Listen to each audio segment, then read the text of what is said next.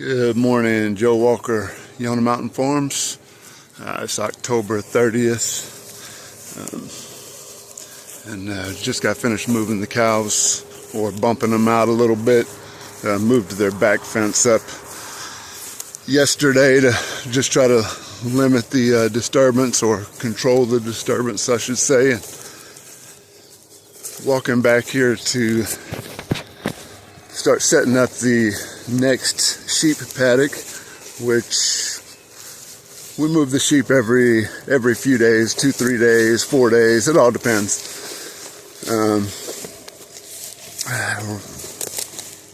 Essentially never are they anywhere more than a week, and really a week is like 7 days is pretty rare. That's just an occasional thing, maybe in the winter when we're putting out hay.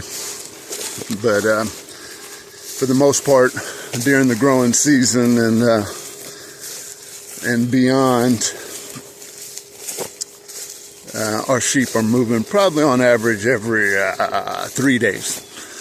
So heading over to the sheep paddock, getting ready to move them, and I just thought it'd be a good time to kind of introduce Yona Mountain Farms, who we are, how we got started. So Holly and I moved out of the city about 10 years ago, and we decided to start farming probably about 5 years ago. And it all boiled down to the food. That's what it all started with. Now our reasons have morphed since then, but initially it all started for the food. All right, one second here. I'm at the sheep paddock. So real quick, let me grab this netting. I'm gonna walk this netting out. Here we are using the Premier One. I kind of set this out yesterday. We're using the Premier One netting, so I already got it kind of worked out. My measurement wise, here's the back fence running up to the perimeter fence. So see the dogs in there. The sheep are actually there they are. There's the sheep, but this runs back into that chestnut tree. But anyway, got the netting here. We got to get them over basically to where the cows are now. So let me grab this netting.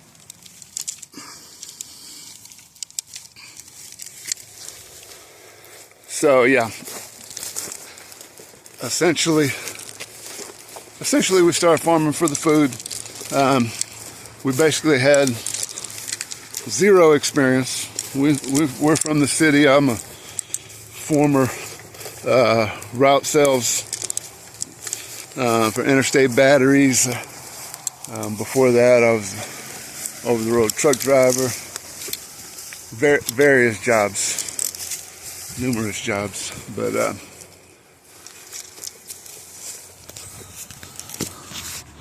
guys, I'm gonna just have to come back to this. All right, so here we are at the sheep paddock. This is actually a whole hodgepodge of netting here. I had to do a little bit of custom engineering on this paddock. Well, I guess they all require some level of that. That's when you're running them the way we run them. So basically our sheep get moved on average every 3 days. We don't even run any shelters or anything. So basically this particular paddock, the only shade or natural windbreak or shelter is this big chestnut, and this old fence line full of privet and kudzu or whatnot. So I've kind of had to pinnacle off of that. So they started here, they had this bottom section for a couple days, and then opened it up to the upper section, then another upper section, and then finally their last upper section. So the thought was they'd only use that area by the chestnut for shelter and shade, and then every couple of days opening up the new area to graze. So they've essentially already covered all this, and what you can see is a tremendous amount of broom sedge which we did run 2 batches of broilers over this pasture earlier in the season, and there is a tremendous amount of good forage in here that's not just only broom sedge, but we could probably leave these guys here for a while longer. Our main purpose in moving them at this point is parasite control. So in order to eliminate the need for chemical wormers or any type of drugs, we just keep them moving. So no host, no parasite. The parasite ideally cannot survive for very long without the host. So we try to break that cycle by keeping them moving, keeping them on clean pasture, well-rested pasture. So here's their old paddock, and I have to kind of get them around that corner to where the cows are. So I'm gonna just set up this. What I did was just set up this one paddock in order to give them something to eat or somewhere to keep them, essentially, because there's very little left on this side. There's basically this small area which they'll run through in a day. So what I'm going to do is just give it to them for a couple of hours as I move all their old netting around the hill and set up their new paddock that they'll have for probably 2 or 3 days, and which is essentially be right behind the cows. So here it is, folks. Small-scale regenerative agriculture, multi-species grazing. Joe Walker here at Yonah Mountain Farms. October 30th, moving the sheep.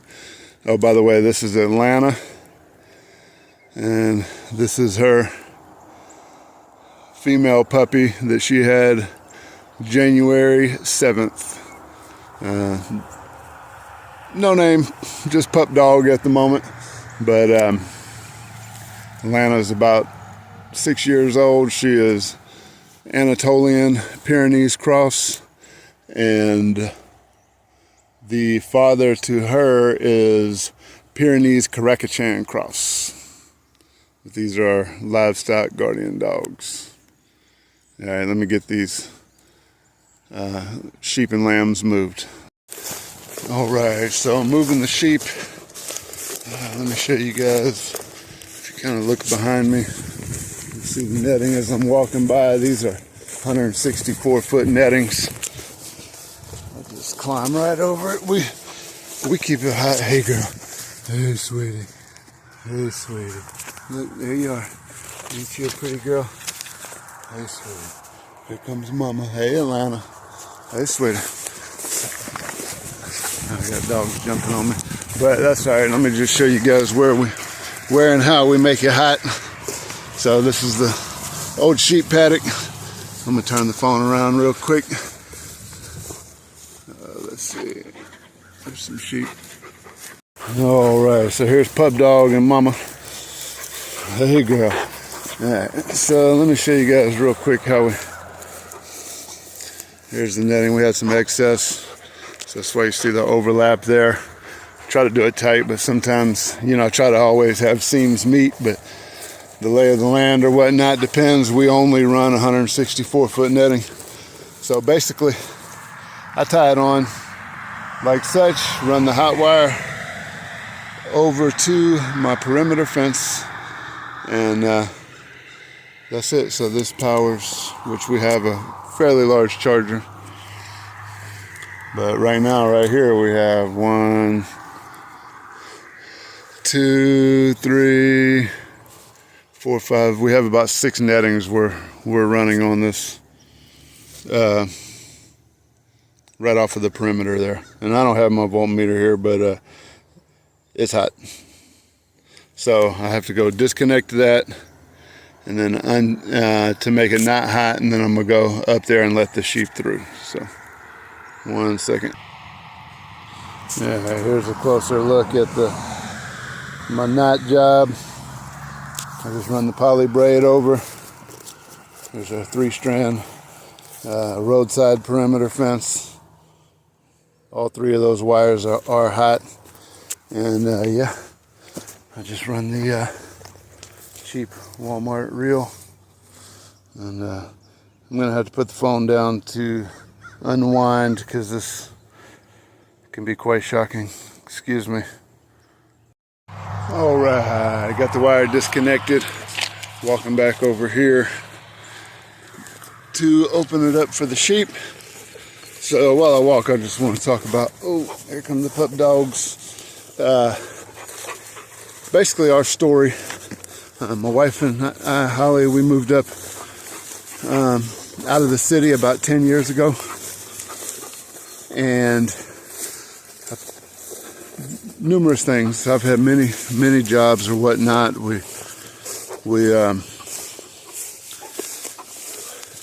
I guess the catalyst, what kind of catapulted us. There's the sheep real quick. Come on, girls, it's time to move. What kind of catapulted us into doing what we do now is the birth of our second child. So we had Elon, and many of you guys have seen him in pictures and videos or whatnot. But so we had Elon, and we really just didn't want to send him to school. So and that's a whole nother topic. But we didn't want to send him to the public, put him in the public school system, daycare, any of that. And I was running my own landscaping business at the time. Holly was still working in the city, and we decided the best option was for me to quit my job and stay home with Elon. So at that point, you know, I'm used to going, man. I'm used to like 40, 50, 60-hour weeks and working hard, physical labor, and getting it done. So I went from basically building a landscaping company and working really hard at that to letting it go and stopping in order to raise the son, and in order to raise our son. So I'm literally pulling my hair out, you know, going crazy, needing something to do. And one night sitting there watching videos, probably, you know, scrolling through YouTube, I come across Justin Rhodes' Great American Farm Tour, and you know, went down that rabbit hole. Joel Salatin, Greg Judy, the guy out there at Primal Pastures, his story, but you know, just so many stories. You know, of course, this led to Alan Savory, Allen Nation, you know, Will Harris, all the big names, and the whole regenerative ag. And we decided, you know, really what we wanted was the food. So, and honestly, we couldn't find it. I began to study the whole regenerative ag, and we decided to give it a try. And we ended up getting our first piece of land to manage, which was about 10 acres. So threw a couple of cows out and got some chickens, and that was the beginning. But anyway, let me get these sheep moved and be back to talk later. Shoop, shoop, shoop, shoop, shoop.